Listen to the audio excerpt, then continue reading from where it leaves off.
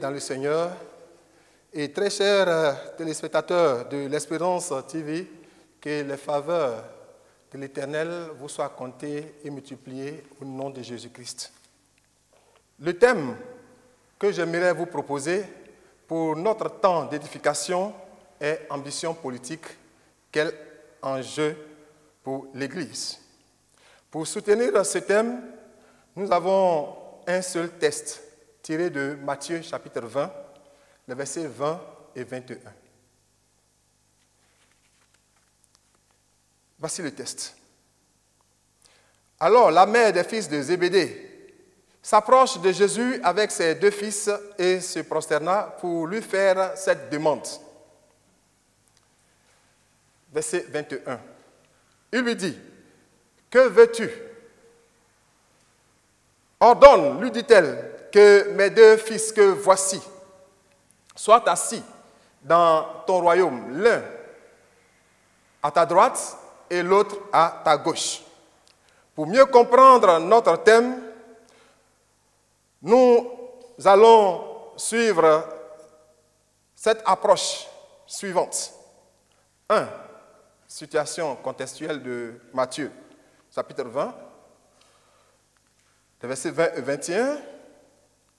2. Quelle définition? 3. De quoi s'agit-il? 4. Qu'est-ce que nous pouvons comprendre de ce thème? Et en 5, quelle application pouvons-nous en faire? La situation contextuelle de Matthieu. Matthieu, appelé aussi Lévi, est l'auteur de ce premier évangile. Il était un publicain, un juif précepteur d'impôts au service du gouvernement romain. Les Israélites patriotes le méprisaient à ce titre. Il a écrit son livre à l'intention des Juifs dans les années 50 après Jésus-Christ. Et il présente Jésus-Christ comme roi d'Israël, fils de David, fils d'Abraham. D'emblée, il a mis l'accent sur sa généalogie et son lieu de naissance, Bethléem, la cité natale de David. Son livre présente cette partie.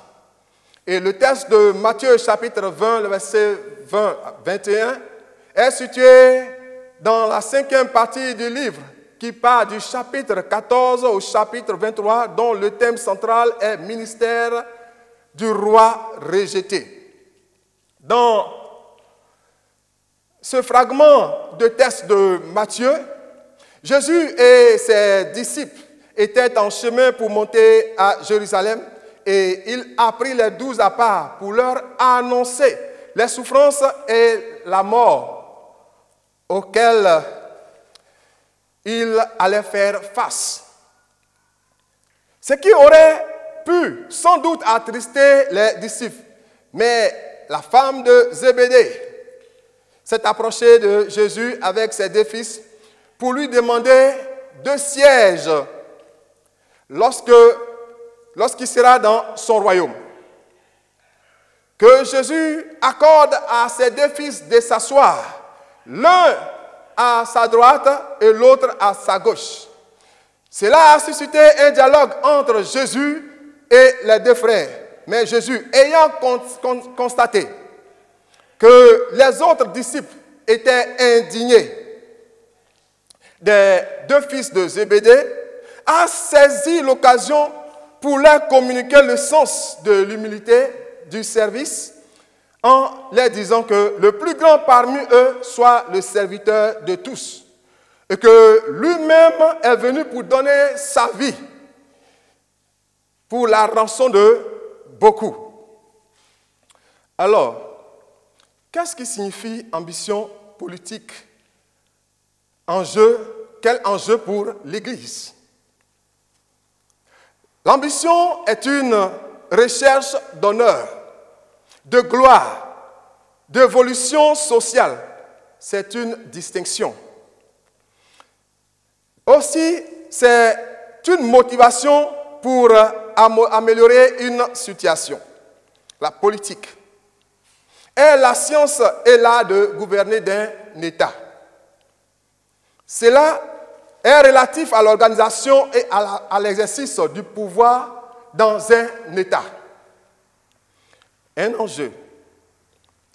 Ce que l'on risque de gagner ou de perdre dans une entreprise ou une compétition.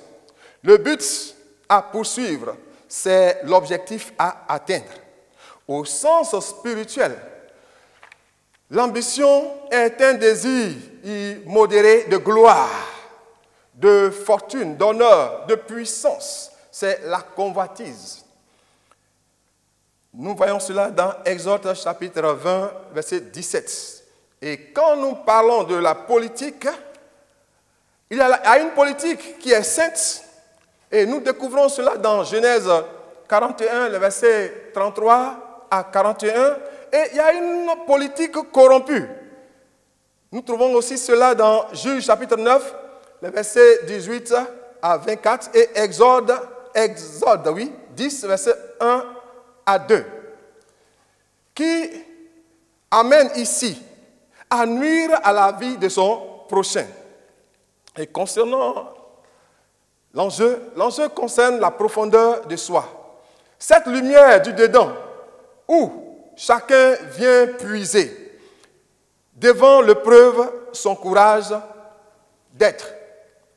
Avec ce désir immodéré de vouloir gouverner des fils de Zébédée, quel serait le rôle de l'Église pour les amener à la raison? Que doit faire l'Église face à ces désirs immodérés de gloire, de vouloir gouverner de frères? De quoi s'agit-il quand nous parlons d'ambition politique? Quel enjeu pour l'Église? Cette annonce faite par Jésus au sujet de ses souffrances et de sa mort imminente aurait dû remplir les cœurs des disciples de douleur et de tristesse. Cela aurait pu les plonger dans des émotions de deuil, surtout qu'ils verraient leur maître bien-aimé les quitter dans des conditions difficiles et atroces. Mais il n'en sera rien pour Madame Zébédée et ses deux fils, qui croyaient qu'une fois à Jérusalem, Jésus allait prendre le pouvoir, d'où leur part dans sa gloire les intéressait tant, au point qu'ils songeaient aux moyens d'y accéder avant les autres. Ils ne pensaient qu'à leur propre gloire, malgré que cet épisode est la troisième annonce de la passion en cours. Ces trois annonces de la passion dans les chapitres 8, chapitre 9 et chapitre 10 sont suivies de trois enseignements qui ont mis en évidence l'incompréhension des disciples. Les deux frères, puisque c'est de Jacques et de Jean qu'il s'agit, semblent rêver d'un règne à caractère terrestre et politique où ils se partageraient les honneurs. Il s'agit d'ambitions personnelles pour satisfaire leurs désirs ardents en s'associant le plus étroitement possible sur des trônes de choix. Ils cherchent les meilleures places sans se soucier des représailles de Pierre et des autres disciples, ce qui serait une manière habile peut-être d'évincer les autres. Ce qui est encore contraignant est que lorsque Jésus leur a dit qu'ils ne savent pas ce qu'ils demandent, pouvaient-ils boire la coupe qu'il va boire et être baptisés du baptême dont il doit être baptisé? Ils ont répondu avec audace à Jésus qu'ils le peuvent, juste pour lui montrer combien ils sont déterminés à s'asseoir sur le trône avec lui. Sur ce chemin vers Jérusalem, Jésus et Jacques et Jean, autant pour moi, ont sans doute en tête le passage de la prophétie du prophète Zacharie, chapitre 9, verset 9 à 10, qui dit « Sois transporté d'allégresse, fille de Sion, pousse des cris de joie. Voici ton roi. Viens à toi. Il est glorieux. Il détruira les chars d'Éphraïm et les chevaux de Jérusalem, et les arcs de guerre seront retranchés. Il dominera jusqu'aux extrémités de la terre. » Donc, pour Jacques et Jean, Jésus est ce roi glorieux qui s'approche de Jérusalem et qui va faire son entrée dans la scène politique à Jérusalem, comme Zacharie vient de l'annoncer.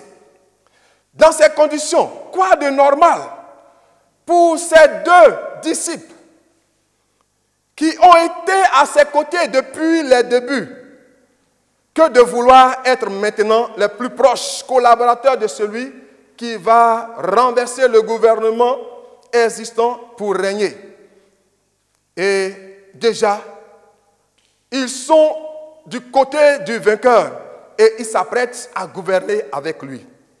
Finalement, tout cela s'est placé sur le plan d'une ambition politique non fondée. Parce que cette place, c'est Dieu qui la donne à ceux pour qui elle est réservée. Cette demande à caractère politique de Jacques et de son frère Jean apparaît comme le souhait le plus ardent de chaque disciple. C'est la course à la première place. Cette curieuse façon de demander à Jésus d'exaucer leurs souhaits montre que la mission de Jésus leur a échappé totalement, car les désirs d'être assis à ses côtés ne peut guère s'expliquer autrement que par une attente messianique purement terrestre dans la perspective d'une réalisation politique de la domination du Messie. Ils demandent des postes de gouvernement à Jésus, qui ne leur fait pas de reproches pour leur ambition purement politique.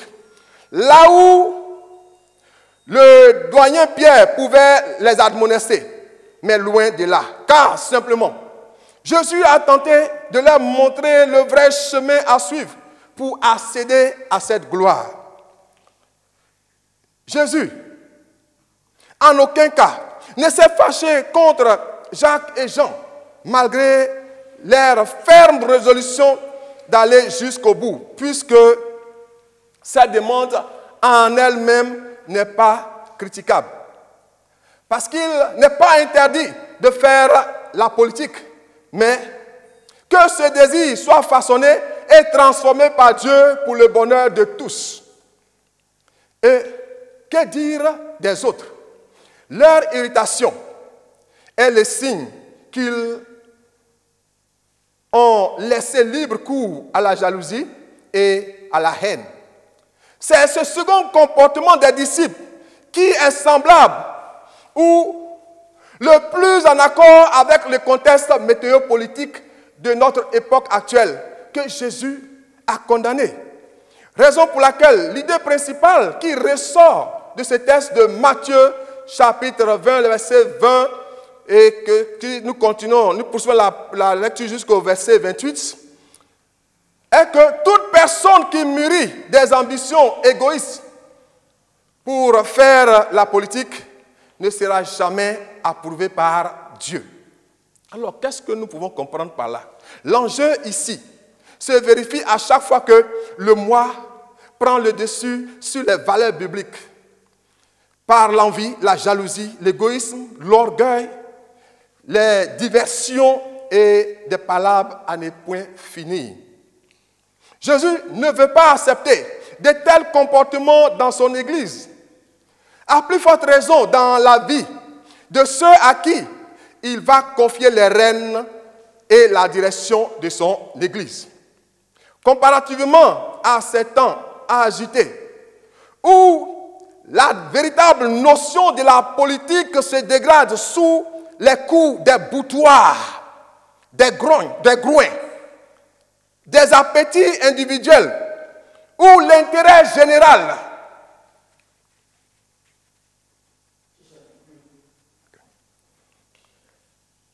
Le bien commun, la visée universelle et toutes les idées qui ont été au fondement des principes fondamentaux de la politique font figure de notions naïves et utopistes, où les beaux mots de la démocratie, de la liberté, de l'égalité, des droits de l'homme, de la liberté de l'expression et de la fraternité se vident de leur sens, tant on les utilise à tort et à travers, tant on les brandit comme des armes de guerre, des identités. Or, la politique est un art de vivre ensemble, de rechercher le bonheur individuel, l'harmonie commune, de viser l'excellence et de construire le bien collectif dont dépend le bien de chaque citoyen. Dans ce sens, la politique n'est pas donc une carrière au service d'ambition personnelle, mais bien plus au service social et un exercice d'émancipation et de développement. Au regard de ce qui précède, l'Église ne doit pas ignorer que sa culture politique a des racines profondément spirituelles, raison pour laquelle elle ne doit pas perdre sa faculté de juge, de lumière du monde et du sel de la terre, parce qu'elle est revêtue de l'autorité de Dieu afin de communiquer la volonté de Dieu aux hommes pour les instruire, pour les exhorter, pour les édifier, pour les avertir et pour dénoncer le mal quand il faut. Cela ne peut pas être interprété comme un manque de respect aux autorités, mais au contraire, c'est pour aider à servir que de se servir comme Jésus l'a enseigné à ses disciples en disant: vous savez ce qui se passe dans les nations. Les chefs politiques dominent sur les peuples et les grands personnages font peser sur eux leur autorité. Qu'il n'en soit pas ainsi parmi vous. Au contraire, si quelqu'un veut être grand parmi vous, qu'il soit votre serviteur. Quelle application allons-nous faire? Bien-aimés, nous sommes donc dans une période au cours de laquelle la météo politique annonce des averses de pluie orageuses et d'instabilité. Allons-nous attendre jusqu'à ce que la situation soit alarmante avant de se prononcer ou de jouer au médiateur? Église, n'est-ce pas ton rôle d'interpeller tous ceux qui se donnent des lois en violation des règles étatiques, des droits de l'homme qui régissent le fondement de la nation? C'est pour cette raison que les chrétiens doivent, avec un esprit de discernement, orienter leur choix. Surtout qu'ils n'ont aucune raison de se soustraire des droits civiques. Étant dans l'Église, nous avons un nouveau statut qui est spirituel. Mais nous restons aussi des citoyens de notre pays et cela fait de nous des enfants du pays. Nous avons des droits et des devoirs à accomplir. En conclusion, la vraie ambition politique qui grandit l'Église est d'imiter Jésus en s'abaissant afin de mieux pouvoir servir et de donner sa vie en rançon pour plusieurs. Nous sommes donc appelés à être des modèles de politique qui donnent leur vie pour leurs prochains avec amour et humilité et non faire la politique pour s'enrichir. Que Dieu bénisse sa parole. Chers téléspectateurs de l'Espérance TV, Que Dieu vous bénisse et qu'il vous garde au nom de Jésus-Christ. Amen.